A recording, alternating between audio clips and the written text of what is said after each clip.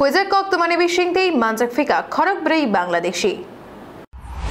लाइथांनाय जरानि सालिहाय खायनो पुलिसनि नायकुल मुंबाय आगरतला ट्रेन स्टेशननि रमजाखा खरक ब्रै बांलादेशी रायदा जायादैखाय बरक भारतहा कतरो हाफायमानि हास्ते त्रिपुराओ सफायमानि उलो भारतहा कतनि कुपुनि थायो थांनानि बरकनि वानसुकबाय फायमानि हिनै सायमानखा हिनि शाखा पुलिस आगरतला जीआरपीएस आगरतला आरपीएफ ते गोयेन्दा बेरिकनि तैदुल माबाय बांलादेशी खरक ब्रैनो रमैमानखा हास्तेनि इयागुलो बेंगलुरु चेन्नाई थांनानि तंमानि हिनिबो सायमानखा अ मामला गोबां बरकनो गोथाजाक तंगैमानो हिनै तांबतांग नाहारजाक पुलिस मानजाकनाय राकुंखा जाहिर इस्लाम उपर जाहिन 42 उमर ढाका दिलयान होसेन उमर 44 जिला शरियातपुर জামিরুল ইসলাম উমর 27 পঞ্চগড় মোহাম্মদ জিয়া উমর 35 জামালপুর।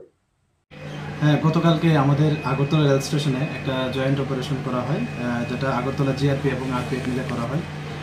আমরা গতকালকে আগরতলা রেল স্টেশন থেকে মোট 4 জন বাংলাদেশি নাগরিককে গ্রেপ্তার করি, যারা অবৈধ উপায়ে ভারতের বর্ডার ক্রস করে আগরতলা রেল স্টেশনে এসেছিলেন এবং ওখান থেকে তারা জিজ্ঞাসায় বলেছে যে বেঙ্গালুরু এবং চেন্নাই যাবে। তো আমরা গতকালকেই ওনাদের এগেনস্টে আমাদের আগরতলা জিআরপি থানাতে একটা মামলা নেওয়া হয়, যার মধ্যে বিএনএস অ্যাক্ট আছে, যা নতুন আইন বানানো হয়েছিল, এবং ফরেনার অ্যাক্ট এবং আইপিপি অ্যাক্ট আছে।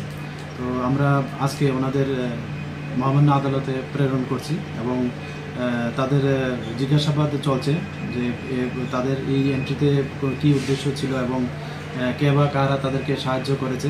তো এগুলি চলছে এবং আমরা যারাই এই ইলিগালি অ্যাক্টিভিটির সঙ্গে যুক্ত থাকবে আমরা অবশ্যই তাদের আইনের আওতায় আনব।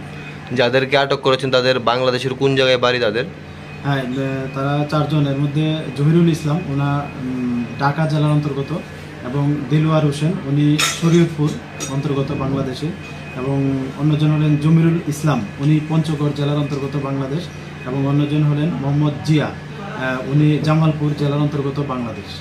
কাশ্মীরে সন্ত্রাসীদের হামলা, দেশের বিভিন্ন বর্ডারে কড়া নিরাপত্তা, তারপরও কিভাবে বাংলাদেশ থেকে ভারতে ঢুকছে তারা?